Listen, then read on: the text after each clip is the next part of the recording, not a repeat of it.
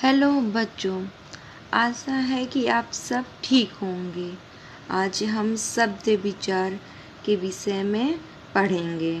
शब्द विचार क्या है? जब दो या दो से अधिक वर्णों का व्यवस्थित समूह हो और उससे सार्थक अर्थ की प्राप्ति होती है तो उसे शब्द विचार कहते हैं।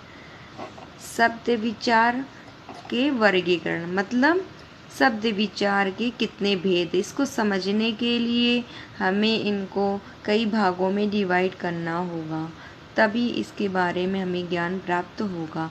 तो शब्दों का वर्गीकरण किन किन के आधार पर होता है? पहला क्या है?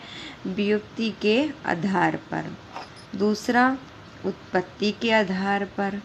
तीसरा रूप के आधार पर। चौथा अर्थ के आधार पर। पांचवा प्रयोग के आधार पर। तो पहला व्युत्पत्ति के आधार पर।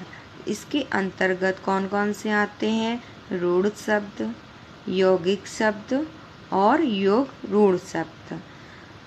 फिर दूसरा क्या है? उत्पत्ति के आधार पर। इसके अंतर्गत कौन कौन से आते हैं? तत्सम शब्द, तत्भव शब्द, देशज शब्द, विदेशज शब्द। ठीक। फिर तीसरा क्या है? रूप के आधार पर।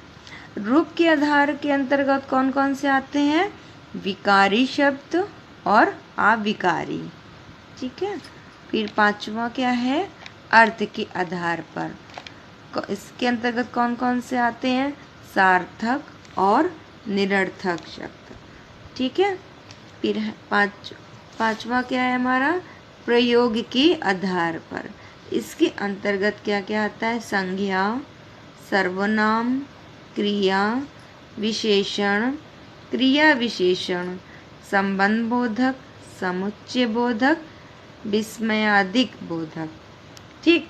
तो ये जो शब्दों का वर्गीकरण है, अब आगे की वीडियो में हम इन सब का डिटेल में पढ़ेंगे।